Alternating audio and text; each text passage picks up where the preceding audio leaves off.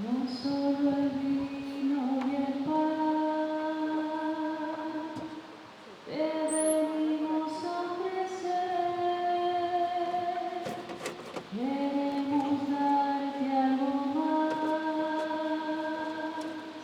Te entregamos nuestro ser, como lo hizo María, que tu mensaje escuchó